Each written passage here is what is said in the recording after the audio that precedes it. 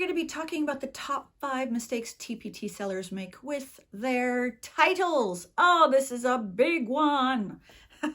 If you are new or returning, welcome. Here at It's All Primary, we talk to side hustles. Okay, this is a continuation of the top mistakes that TPT sellers make with covers, which was the other week. And now we're doing titles. This is a really important one because if you want your product seen, you need to have the right title for them to see it. Okay, and that's let's just get into it. Okay, so the first one is searchable. Like I just said, you need to make sure that the title of your resource is searchable. What do I mean by that? That means that you are using the words that a buyer would type into the search bar. So for example, if I am doing, and I think I've used this a few times, addition to 20, I got to make sure that I write addition to 20. And then when they type in addition to 20, 80,000 results will show up. So how do I get mine seen? That's the start. Make sure your words are searchable. Nothing cutesy, nothing unique, because our buyer is going to type those things in? No, probably not. Most definitely not. They will go for the easiest words. They're in a rush. They're looking for something right now. They're just going to type things in. And when they see something like 80,000 results, then they start honing in, and which is the next one, which is about being specific. What is your resource? You have 80 characters when you're creating a title. You want to make sure that your titles are keyword rich with exactly what your product is. So if it's addition to 20, what kind of resource is it? Is it worksheets? Is it task cards? Is it Google Slides? Is it boom cards? What is it that I'm giving them? Be specific. So I would start with your keywords. If your keywords are addition to 20, then type first addition to 20. I would not put in kindergarten addition to 20 or first grade addition to 20. Those don't really apply, and you might lose people that, for example, addition to 20 is something grade 3 teachers are now working on. So by putting kindergarten in, you're eliminating those possible sales from grade 3 teachers. And you get students who are brand new to the country and they're in grade 5 and they can barely read. So if you're doing something for literacy, you don't want to put a grade there because that will eliminate that audience for you. We'll talk about that in another video, okay? So you want to make sure that the words that you use are going to be exactly what a buyer would type in. And then you want to be specific. So there's two mistakes right there. Tell people what they're getting. Third mistake is you're often doing your titles too short. Utilize those 80 characters. Use them all. Use them all. If your product has 2 components to it, then put both components in. For example, let's use science. So say you are doing matter, solid, liquid, gases. So you could say matter. You could say states of matter. You could say solid, liquid, gases, depending on the grade you're using. If you can get all those words that right there into your title without duplicating words. So you don't want to say matter, states of matter, properties of matter, or right? You don't want to put matter in there 3 times. That's called keyword stuffing. So by adding more of the same word, you're not helping. The algorithm will not appreciate it. Just don't do it.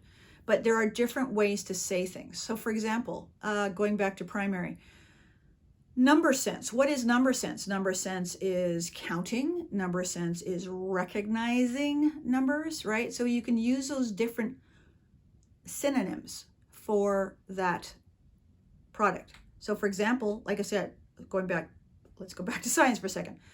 In my grade, we call it solid, liquid, gases. We sometimes call it matter. We don't necessarily call it states of matter until they're about grade 4. If you are offering a grade 4 product, then use the words that the teachers in grade 4 would use if that's who you're directing the product to.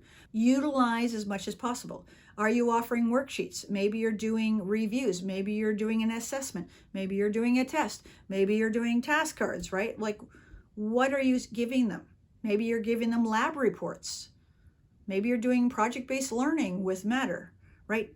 Tell them exactly, right? So let's take solid, liquid, gases, which is what I teach in grade 1 science, solids. And you will see top searched terms are right here. So solid, liquids, and gases. You got solid, liquid, gas worksheet, but we're going to go for this one since that one is the most typed, okay? And as you can see, 4,700 results. If I scroll down, if you remember last week when I was saying that people don't always put covers on the resources, here's a couple right here.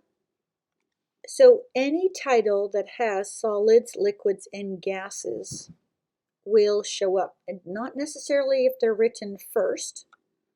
Right here is states of matter, solid, liquid, gas, and paste, cut and paste. Solid, liquid, and gases, matter. So anywhere in the title, if someone types these, any resource that's got them shows up. If I want to be very specific and maybe add, I'm looking for a worksheet, which is not searched. Can you see it's not coming up? But if I put okay, actually, let's start without the parenthesis. So it's 1,500. There's a couple, no title, no covers, no covers. I'd looked at these earlier. No covers, no covers. If I put parenthesis, which I don't know how many teachers do that, but I like to do it just because I'm curious. There are only 18 that use that exact title. 7th, 8th grade, 7th and 8th, 1 to 4, 7th, 8th. So not a lot of primary are searching for that. So see, and I mentioned here, your title does not have to exactly match your title on your cover. This is actually a great cover. It's got it nice and clear, and see how they got the cursive. So that's not the main keywords. Their main keywords are nice and clear. They've got an image sample. As I mentioned last week, their logo is off to the side. Their clip art is off to the side, so you can still see their product. The rectangle sizes are the old versions that people might not have updated. But this is what you want to be going for. Whatever they're typing here is what you want to use. Force and motion worksheet, 2,700. These are low numbers. These are good numbers to consider if you like to write science resources. These are all connected, making it searchable, making it specific, giving it, utilizing all 80 characters. And then within using all those 80 characters, the next one, number 4, is the symbols. Be careful how you place symbols, whether that be a colon, a parenthesis, commas. Honestly, you don't need them. And the algorithm is not fussy on them if they're too close to your words. So if you're going to use, say, parenthesis, like AY, why would you use parenthesis? But let's just say you do. It's better to have the parenthesis and then a space and then the letter. Like, you don't want to have them touching each other, the characters, one after the other. I don't know what the right proper term there is.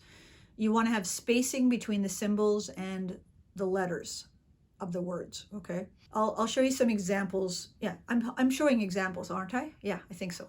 I hope so. Okay. And the last one is fonts. Now, this one pertains to, shoot, I gotta go to the bathroom. And though this one kind of pertains more to the covers that we were doing, when you are creating your title, use fonts that are nice and clear. Take your title as wide as you can, like all the way across the top or across down vertically along the side, somewhere it's not obstructed in any way. And use fonts, again, that are bold, clear, easy to read. So I'm going to show you a thumbnail that I've done where I put a little bit of cursive, but it's not the main stuff. So I don't use cursive when it's the main keyword. If there's something I want to get across, I'm going to use it in clear as it can. On Canva, I use the font called League Spartan. Would you leave that Lego alone? I have a bird missing from that Lego, and I'm almost wondering if it was him.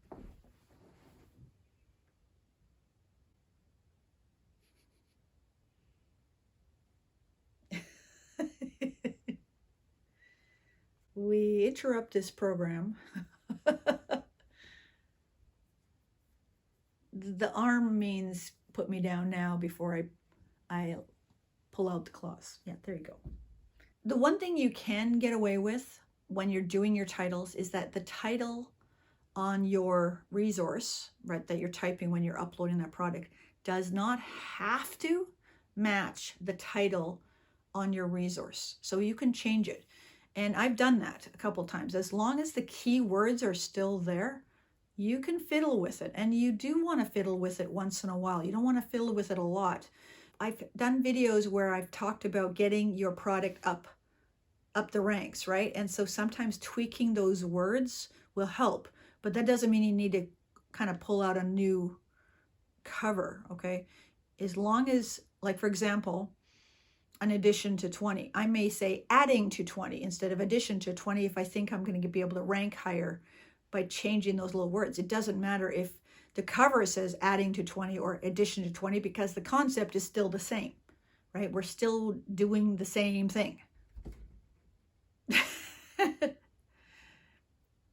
But fonts on your covers are really important. I debated putting this one in the previous one, but then it was 6 and I only wanted to do 5 mistakes, okay? So there we are. We are going to be doing more of these 5 mistakes that TPT sellers make in the near future. So wherever you are in the world, I hope you and your family are staying safe, being healthy, and we'll catch you in that video or, hey, the playlist. See ya.